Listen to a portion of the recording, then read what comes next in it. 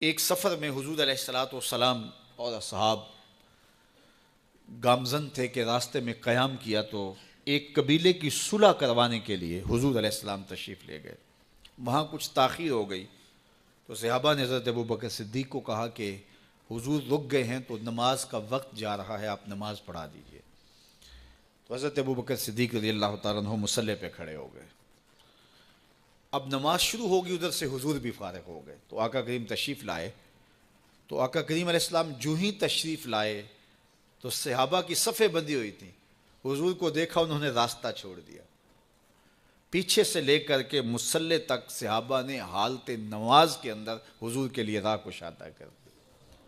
کاش کہ یہ حدیث سب لوگوں نے پڑھی ہوتی اور امت میں اتنے فرقے نہ بنتے اور یہ سوچ کبھی نہ پنپتی کہ نبی کے خیال سے نماز ٹوٹتی ہے۔ یہاں تو راستے چھوڑے جا رہے ہیں، یہاں تو پروٹوکول دیا جا رہا ہے۔ اللہ اکبر۔ اور یہ حدیث کہیں چھپی نہیں ہے، بخاری کے اندر چھپی ہوئی۔ اللہ اکبر۔ آقا کریم علیہ السلام تشریف لائے تو صحابہ نے راستہ چھوڑنا شروع کر دیا، نماز بھی چل رہی ہے اور حضور کا راستہ بھی چھوڑ رہے ہیں۔ بالکل حضرت ابوبکر صدیق کے پیچھے آ کے حضور کھڑے ہو گئے۔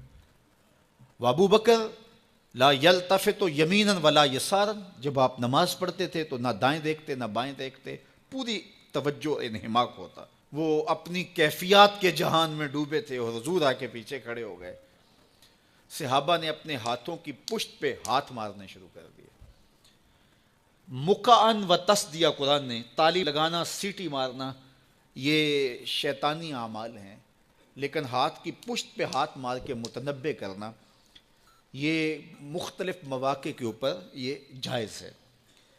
تو اب جب حضور آ کے پیچھے کھڑے ہو گئے اور صحابہ سمجھے کہ حضرت ابوبکر صدیق ایک استغراق کے عالم میں ہیں، ایک کیفیت کے جہاں میں ڈوبے ہیں، تو انہوں نے اپنے ہاتھوں کی پشتوں پہ ہاتھ مارنے شروع کر دیے۔ تو حضرت صدیق اکبر سمجھ گئے کوئی غیر معمولی واقعہ ہو گیا ہے۔ دیکھا پیچھے حضور کھڑے تھے۔ اللہ اکبر۔ تو حضرت صدیق اکبر مصلی سے سرک کے پیچھے آنے لگے تو آقا کریم نے اشارہ کیا، رکو، نماز پڑھاؤ۔ سیدنا صدیق اکبر اس کے باوجود پیچھے آ گئے۔ کبھی ہوتا ہے حکم اور کبھی ادب آگے ہوتا ہے۔ اللہ اکبر۔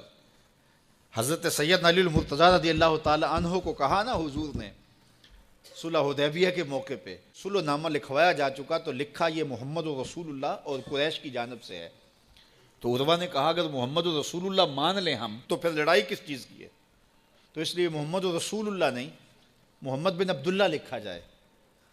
تو وہ اس بات پہ بضد ہو گئے، اور اگر ایسا نہیں ہوتا تو معاہدہ ٹوٹ رہا تھا۔ تو حضور نے حضرت علی المرتضیٰ سے کہا کہ چلو رسول اللہ کا لفظ مٹا دو۔ عرض کی میں تو نہیں مٹاؤں گا، میں تو نہیں مٹاؤں گا، یہ نام میں تو نہیں مٹا سکتا۔ پھر حضور نے خود مٹایا۔ اب یہاں حضور نے کہا ابو بکر رکو، لیکن حضرت ابو بکر نہیں رکے، پیچھے آ گئے۔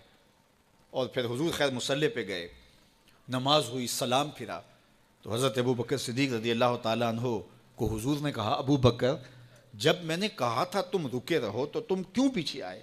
تو سنو حضرت ابو بکر نے کیا جواب دیا رضی اللہ تعالیٰ عنہ۔ کروڑوں سلام، لاکھوں عقیدتوں اور نیاز مندیوں کے خراج ان کی چوکھٹ پہ عرض کرنے لگے ما کان لابن ابی قحافہ ان یؤم رسول اللہ صلی اللہ علیہ وسلم۔ حضور ابو قحافہ کے بیٹے کی جرت کب ہوئی کہ رسول اللہ کے آگے کھڑا ہو کے نماز پڑھائے؟ یہ ابو قحافہ کے بیٹے کی ہمت کب ہوئی کہ رسول اللہ کے سامنے کھڑا ہو کے نماز پڑھائے؟ تو ادب پہلا کرینہ ہے محبت کے کرینوں میں۔ حضرت ابو بکر صدیق رضی اللہ تعالی عنہ نے اگر حضور علیہ الصلاۃ والسلام کی اطاعت اور حضور کی محبت، ادب، فرما برداری اور جانثاری کے انوکھے باب رقم کیے ہیں، لیکن حضور نے بھی ان کو جو اعزازات دیے۔ ایک خاتون آئی مسئلہ پوچھنے، آقا کریم نے فرمایا پھر آ جانا۔ اس نے کہا پھر آؤں اور آپ نہ ملیں؟ تو کہا میں نہ ملوں ابو بکر تو ملیں گے نا۔ اللہ اکبر۔ تو اپنے بعد اشارہ دے دیا ان کی طرف کہ میرے بعد میرا نائب ابو بکر ہے۔ اللہ اکبر۔ عزتوں کی مسند اور عزتوں کی معراج اور عزتوں کے مقام پہ سیدنا صدیق اکبر رضی اللہ تعالی عنہ کو بٹھایا۔